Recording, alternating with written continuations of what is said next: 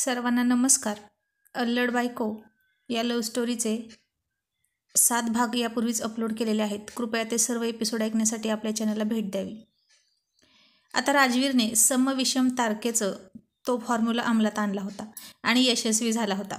कारण 2 वर्ष झाली तो असाच करत होता. पाळी आल्यापासून 10 ते 20 या दिवसात समसंख्येचा वार वगळून विषम संख्येच्या वारी प्रणय करत होता तो.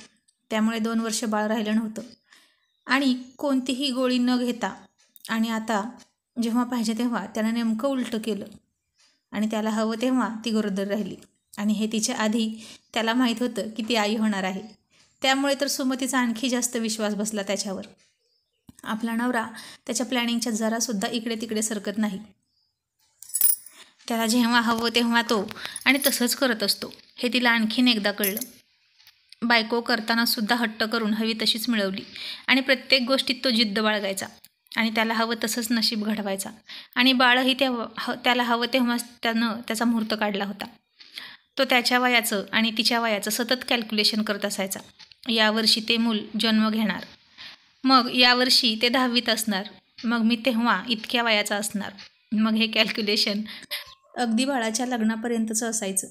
मग आता ती जे तिला विचारत होते की गुड न्यूज कधी देणार, त्यांना स्वतः फोन करून हसून सांगत होती, आम्हाला आतापर्यंत नको होतं बाळ, म्हणून मग आम्ही असं करत होतो. यांनी असं केलं, या दिवशी केलं. आणि राजवीरची तिने तर जाहिरातच करून टाकली राजवीरची. त्याचं तिला भारीच कौतुक वाटत होतं आणि त्यानं डोक्यावर हात मारून घेतला. अरे देवा, काय अक्कल आहे की नाही या मुलीला. स्पीकर लावल्यासारखी बोंबलत सांगत होती ती. हनीमूनला ते निघाले होते तेव्हा असंच केलं होतं तिनं. त्याला रस्त्यात विचारलं, हनीमून म्हणजे काय? तो म्हणाला, रूममध्ये गेल्यावर सांगतो. आणि मग आत्ता फक्त तिला जस्ट सांगायचं म्हणून सोप्या भाषेत बोलायचं म्हणून म्हणाला, एकमेकांसोबत फिरणं थंड हवेच्या ठिकाणी म्हणजे हनीमून. आणि तुला रूममध्ये गेल्यावर उरलेला अर्थ सांगतो, म्हणजे कळेल तुला पूर्ण हनीमून कसा असतो. आणि झालं. रूममध्ये जाण्याआधी 5 गणीला पोहोचले आणि आला आईचा फोन आणि म्हणाली मोठ्याने, अगं आम्ही की नाही त्या पिक्चरमधल्यासारखं हनीमूनला आलो आहोत. आई पण अडाणी, तिला काय कळते. ती बसली येईल त्याला कौतुकानं, लेक आणि जावई कसला तरी हनुमान करायला गेले आहेत. आणि मग तिला तिच्या चुलत मावस बहिणी फोन करून म्हणाल्या, काय अक्कल आहे की नाही, काय पण सांगत बसतेस. तर तशी ती म्हणाली, त्यात काय तेव्हा. त्या म्हणाल्या, आणि अजून काय काय करतेस तिकडे. तर पुन्हा अल्लडपणा करत म्हणाली, काही नाही, फिरतोय. हे म्हणाले आहेत की रूममध्ये गेल्यावर बाकीचं करून दाखवतो आणि मग पूर्ण हनीमून कसा असतो तुला कळेल. आणि आजूबाजूने जाणारे तिला पाहून हसत होते. वेडपट नुसती, कुठं काय कधी भस्कन बोलल याचा काही ताळमेळ नाही. हिच्या पोटातलं ओठात लगेचच येतं.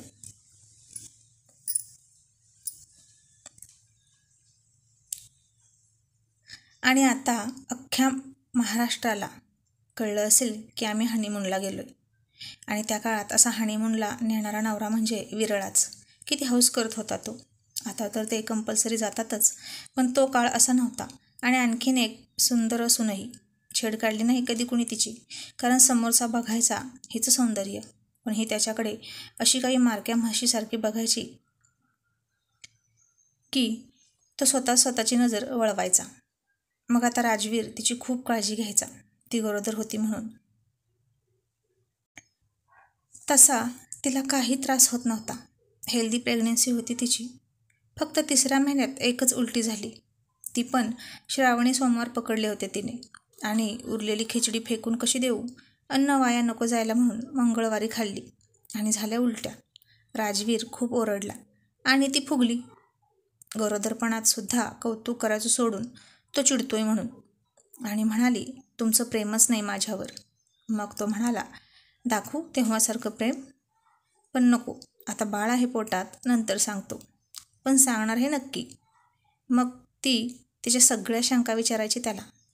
तो डॉक्टर असल्यासारखा. आणि डॉक्टरजवळ गेलं की हसून लाजून गप्प बसायची. आणि डॉक्टर पाहिजे तोही फक्त लेडीज बरं का, पुरुष नको, असा तिचा हट्ट. का तर लाज वाटते. आता या हेडंबाला समजावत बसण्याऐवजी त्याने लेडीज डॉक्टर शोधणं सोपं आहे असं त्याला वाटलं. मग तोच सगळ्या शंका विचारायचा डॉक्टरांना आणि ती नुसती हसायची. हसू तर खूप होतं तिला. मग तो तिला घरी आल्यावर सगळ्या शंकांचं समाधान करायचा आणि तिला समजावून सांगायचा. मग जुळं कसं होतं, गरोदर कसं राहतात, मग बाळाचा जन्म कसा होतो, हे तो सगळं तिला सांगायचा. तिला शहाणी करण्यासाठी. प्रेग्नंट आहे हे कळलं तेव्हा पण काय हो, पाळी कशी चुकते असं विचारायची. आणि त्यानं तिची पाळी चुकवली. मग याला चुकवणं असं का म्हणत असतील बरं? आता तो म्हणाला, माझी कुठं चुकते पाळी, जे मला माहीत असेल मी कसं सांगू तुला ते. आणि तिला ही बातमी फिल्मी स्टाईलनं माहीत व्हावी असं वाटत होतं. म्हणजे चक्कर यावी, मग डॉक्टर यावेत आणि गोड बातमी आहे असं सांगावं. मग नवऱ्यानं गोल गोल फिरवत राहावं उचलून घेऊन आनंदाने, आणि काहीतरी प्रेमळ बोलावं. तिने लाजावं, पण नाही. तिच्या नवऱ्याने चालले होते ना प्रयोग, आणि त्यामुळे त्याचं लक्ष होतं तिच्यावर अगदी बारीक. मग आता तेवढीच एक उलटी झाली आणि बाकी काही नाही. आणि काही इंजेक्शन तेवढी सांगितली होती तर ती भित्री भागूबाई खूप भ्यायची इंजेक्शनला. त्याचा हात पकडून ओम नमः शिवाय चालू व्हायचं आणि रडायची, पण डोळ्यात पाणी नसायचं. आणि असं करता करता काही महिने झाले तिला. आता डोहाळे कोण पुरवणार? सगळे दूर होते, आईसुद्धा दूर होती. त्यानं प्रवास टाळला तिचा. तो तिला घेऊन जात नव्हता, फक्त दवाखाना आणि घर, तेही त्याच्या बुलेटवर. मग तिला जे काही खायचं असेल ते बनवून खायची, पण इच्छा अपुरी ठेवत नव्हती. कारण आईची इच्छा अपूर्ण राहिली की बाळाचा कान फुटतो असं ऐकलं होतं. आणि म्हणायची की मला माझं बाळ बापासारखं बहिरं नको आहे. तो म्हणाला, मी कुठं बहिरं आहे? तर म्हणाली, मग मी सांगितलं तर कुठे ऐकू येतं तुम्हाला? मग भरपूर ती वाचन करायची. शिवलीलामृत पोथीचं पारायण सोहळा त्याला जायची श्रावण महिन्यात, कारण शंकरावर खूप भक्ती होती. आणि काय आश्चर्य, बाळ जन्माला आलं तेही महाशिवरात्री दिवशीच, तेही ती संपायच्या 5 मिनिटं अगोदर. पण त्यानं तिचा जीव काढला होता. 2 दिवस अन्न पाण्याशिवाय ठेवली डॉक्टरने, का तर सिझर करायचं म्हणून. आणि हिला सिझरची खूप भीती वाटत होती, कारण पाठीमागे मणक्यातील इंजेक्शन देतात, जे मोठं इंजेक्शन असतं ते. त्याची भीती बसली होती तिच्या मनात. कोणीतरी सांगितलं होतं की जर्सी गाईला जसं मोठ्या दाबण्यासारख्या सुईने देतात तसं देतात इंजेक्शन. आणि खूप घाबरून गेली ती, इतकी की काही झालं तरी नॉर्मल डिलिव्हरी करून दाखवायची असं मनात ठरवलं. हिनंच. डॉक्टर मॅडम सारख्या टपल्या होत्या तिचं सिझर करायला, कारण पिशवीचं तोंड उघडत नाही म्हणून. बाळ गुदमरून जाईल, ठोके कमी पडतील बाळाचे म्हणून. पण ही म्हणायची, थांबा अजून, काही होणार नाही. त्या हिचा आणि BP चेक करायच्या सारखा सारखा, आणि बाळाचे ठोके. पण दोघेही जाम चिवट होते. बाळाचे ठोकेही चांगले असायचे आणि हिचा BP सुद्धा. आणि राजवीर कासावीस होऊन सारखा तिला बघायला यायचा. ती कळा घालून थकली होती. आई होती जवळ, पण येत नव्हती तिच्याजवळ. का तर आईनं लेकीची कळ बघितली. तिची लेकीवर सावली पडली की खूप त्रास होतो म्हणे लेकीला, ही अडाणी समजूत. मग आईनं तिच्या मामीला बोलावलं आणि तिला राजवीर समोर दिसला की तिला खूप राग यायचा. ती तशाही अवस्थेत हात पाय आपटत होती तो दिसला की.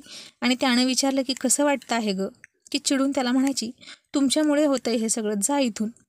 त्याचं तोंड बघितल्याशिवाय न राहणारी, पण आता चिडायची तो दिसला की. तुम्ही नुसती वरवर काळजी करत आहे असं म्हणायची. आता त्याला जर तिच्या कळा, प्रसूती वेदना वाटून घेता आल्या असत्या तर त्यानं ती सांगायच्या आत घेतल्या असत्या. पण तो काही करू शकत नव्हता.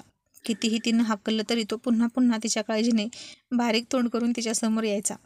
त्याला वाटत होतं, मी घाई तर केली नाही ना बाळाची. ही तर लग्न झालं की लगेचच बाळ मागत होती. काय अवस्था झाली असती तिची मग. आत्ताही ती लहान वाटत होती, 16 वर्षाची आहे असं वाटत होतं. मग तिच्या मामी आल्या आणि केळी खायला दिली, पाणी पिली. राजवीरने सुद्धा मोठी केळी आणली होती. मग तिने 2 दिवस उपाशी असल्यामुळे महाशिवरात्रीचा उपासच घडला होता तिला. 6 केळी खाल्ली आधाशासारखी, आणि काही वेळानं तिचं पोट मऊ पडलं, खाली खाली आलं आणि तिने कळ घातली. आता हाही एक प्रयोग होता नॉर्मल डिलिव्हरी करण्याचा. हे बाळ राहिलं पोटात बापानं प्रयोग करून, आणि बाहेरही येणार होतं केळीचा प्रयोग करून. आणि हे सगळं डॉक्टरपासून चोरून चाललं होतं. कारण त्यांना पूर्ण कॉन्फिडन्स होता स्वतःवर. पण डॉक्टरांनी सिझरची तयारी 12 तासापूर्वीच केली होती. त्यांना त्यांचा पैसा मिळतो ना. हिच्या आईची गरिबी, करून खाणारी माणसं. पहिली डिलिव्हरी माहेरी असते, मग खर्च माहेरचे करणार होते. तीही काळजी होती तिला. इतके पैसे बाप कुठून आणणार? मग गुपचूप ती खाली बसून कळ घालायची. आणि अखेर पिशवीचं तोंड उघडलं. डॉक्टर आली, चेक केलं आणि म्हणाली नॉर्मल होईल. कारण सगळ्या जाणकार बायका म्हणायच्या हॉस्पिटलमधल्या, हिचं सिझर होणार नक्कीच, पोट वर आहे. आणि चमत्कार व्हावा तसं बाळ बाळंतीण सुटले. नॉर्मल डिलिव्हरी झाली, मुलगा झाला. मुहूर्त होता महाशिवरात्री संपायच्या 5 मिनिट आधी. आणि मग काय, त्याचं नावसुद्धा शंकरावरूनच ठेवायचं ठरलं. आणि आधी दोघांनी निवडलेली काही नावं. आणि मुलगी झाली तर तिचंही नाव काय ठेवायचं हेही ठरवून लिहून ठेवलं होतं.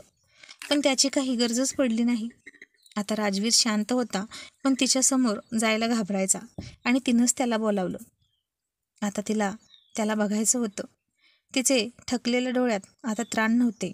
2 दिवस ती प्रयत्न करत होती आणि तो तर खाली मान घालून आला. सासू म्हणाली, असं का तोंड केले जावई बापू? मुलगा झाला, हसा की जरा. तर म्हणाला, त्या बाळानं माझ्या बायकोचे खूप हाल केले म्हणून वाईट वाटतंय मला.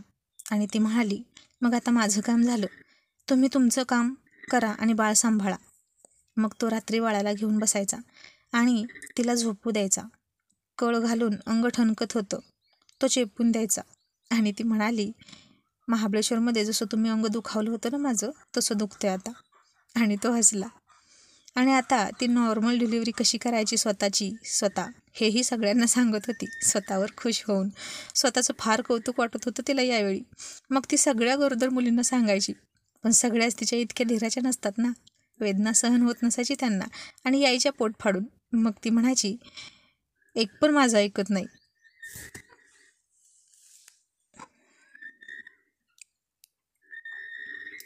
विना कळ घालता बाळ बाहेर येतं. आणि तसं ते बाळ बाहेर आलं तर त्याच्याविषयी काय वाटतं आईला? प्रेम वाटतं का हो? आणि तो म्हणाला, आता मला काय माहीत, मला तर विना कळीचंच त्याच्यावर प्रेम करावं लागणार आहे की नाही. आणि ती म्हणाली, आता पुढच्या वेळी तुम्ही कळ सोसा आणि तुम्ही गरोदर राहा. तो म्हणाला, हो, कारण तुझ्या इतकं मोठं पोट मलाही असेल, त्यामुळे मीही गरोदर आहे असंच वाटेल सगळ्यांना.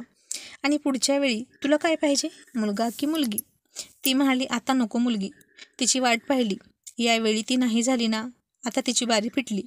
आणि जरी झाली तरी माझ्यासारखी असेल तर ठीक, नाहीतर तुमच्यावर गेली तर मुलगी असलेला जॅकी श्रॉफ कसा दिसेल, असं म्हणून हसायला लागली. आणि तो म्हणाला, मिशी काढून आलो तेव्हा कसं दिसत होतो तशीच दिसेल ना.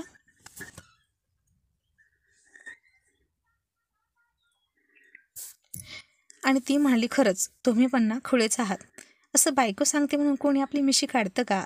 आणि तो म्हणाला, होय ग, खरंच दोष तुझा नाही माझाच आहे की मी तुझ्या रंगात रंगून तुझ्यासारखा अल्लड झालो होतो. पण आता तीच कधी कधी त्याच्यासारखी पोक्त व्हायची. आणि झाली होती सुद्धा. आई झाली होती ना ती. मग तिचा अल्लडपणा कमी होत चालला होता. पण त्याच्या भोवती मात्र नखरे करायचीच, का तर बायको आहे म्हणून. प्रेम करायची आणि हट्ट करून प्रेम करून घ्यायची, फिल्मी स्टाईलले.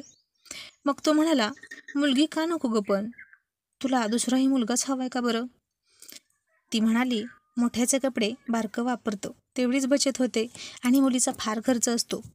आणि ती झाली तर माझे लाड कमी होतील ना. आणि त्यानं तर डोळेच फाकले आश्चर्याने. काय म्हणावं हिला. आणि ती त्याच्याकडून आजही मुलीसारखे स्वतःचेच लाड करून घेतेच. आता त्यानं एक छोटं स्वतःचं घर घेतलं. तिचा अभ्यास सुरूच होता. बाळ कोंडून घेऊन अभ्यास करायची ती. जी काही मेहनत करायची ती पटकन करायची.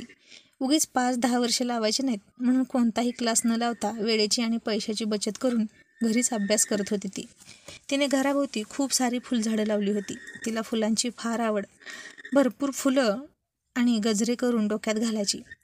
एक तिची जाऊ होती, जिला झाडावरच फूल तोडायला आवडत नव्हतं. ती झाडावरची फुलं झाडावरच ठेवायची. पण सुमती होती, जी एकही फूल झाडावर ठेवत नव्हती.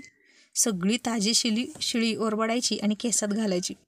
आता दीर जाऊसुद्धा वरचेवर यायचे जायचे. हेही यायचे जायचे, पण जास्त करून तेच यायचे. तिला मूल अभ्यासातून वेळ कमी भेटायचा. मग तिची BA 3rd इयरची परीक्षा होती. दोघेही बाळ घेऊन गेले परीक्षेला. त्या बाळाला सुद्धा परीक्षेचं बाळकडू मिळत होतं. तो बाळ घेऊन बाहेर बसला, सोबत दुधाची बाटली, पाणी, चटई. बाळ तर त्याच्याकडे आरामात राहायचं. मग तिला बेंचवर बसवून दोघं बापले आले बाय बाय करून, आणि तीही हसून त्यांना बाय म्हणाली. आणि तिच्या पुढची एक मुलगी तिला म्हणाली, ते बाळ तुझं आहे का? ती म्हणाली, हो. आणि ते तुझे सासरे आहेत का? आणि ती आधी खूप हसली आणि मग म्हणाली, नाही, माझे मिस्टर आहेत. आणि ती मुलगी आश्चर्याने म्हणाली, काय? अगो, वय किती आहे त्यांचं? सुमती असला कधी विचार करतच नव्हती, कारण तिच्या पिक्चरमध्ये सुद्धा असंच असायचं. धर्मेंद्र किती मोठ्या वयाचा आणि हेमा किती लहान,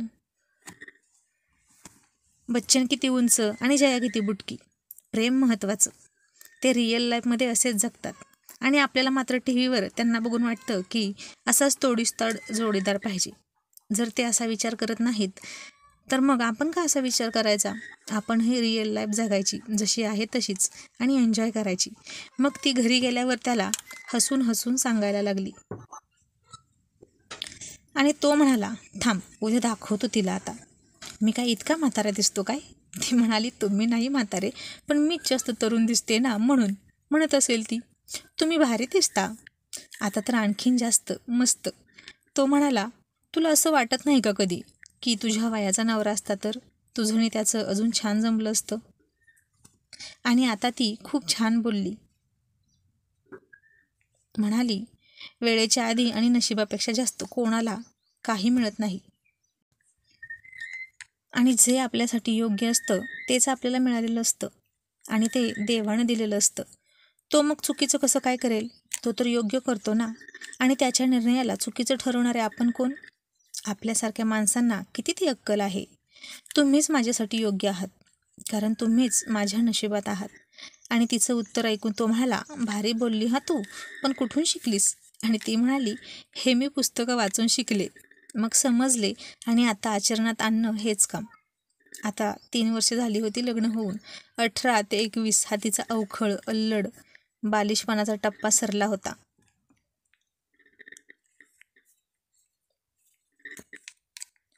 आणि आता ती पोक्त विचार करत होती, पण थोडी अल्लड वागत होतीच, पण मुद्दाम. आणि स्वतःचे विचारही करत होती. आता असेच दिवस सरत होते. ती कधी भांडायची, रुसायची, फुगायची, पण त्याला सोडून कधी उंबरा नाही ओलांडला तिनं.